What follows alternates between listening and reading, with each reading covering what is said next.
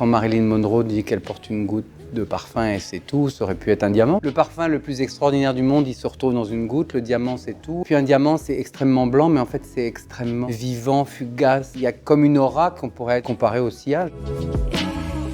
La collection est très inspirée du design du flacon, donc on voit dans les lignes, les traits, une forme de géométrie qui est extrêmement nette, mais qui en même temps n'est pas du tout imposante. Il y a le travail d'essayer de retrouver l'idée de la fleur, l'idée du parfum, l'idée de la goutte, l'idée du sillage, avec des bijoux, avec des pierres qui sont montées extrêmement souples, donc tout brille.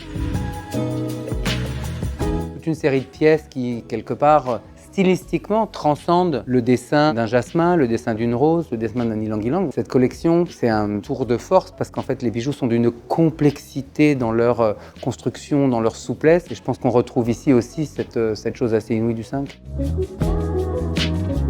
Je crois qu'il y a d'abord la qualité du design, que le design rencontre une époque, parce qu'en fait, ça se passe toujours comme ça. En fait. Je pense que les icônes, elles naissent de la confluence, de la rencontre d'une époque avec un point de vue, avec une personnalité. Et je pense que le bijou, c'est la même chose. S'il rencontre son époque et qu'il a la chance, dans cette rencontre, de croiser d'autres légendes, parce qu'on parle du 5, mais le 5, c'est effectivement Marilyn, c'est Warhol, donc il a un chemin qui est pavé de rencontres, mais je pense que de la même façon, la joaillerie peut très bien le faire.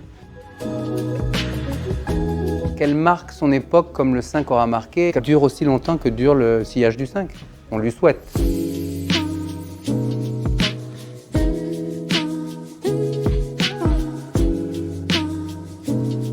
Porter un bijou qui nous plaît et qui a cette beauté, cette créativité. Puis les diamants, il y a quelque chose d'assez profond dans toutes les facettes. Et je trouvais que voilà, ça ressemblait à ce parfum éternel.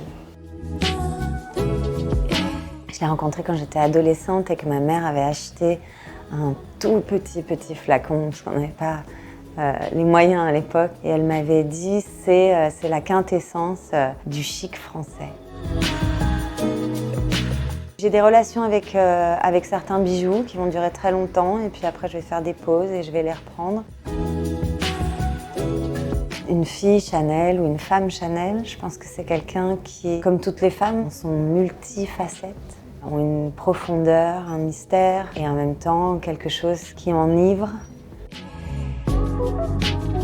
Encore une fois, il y a quelque chose d'assez hypnotique avec le diamant.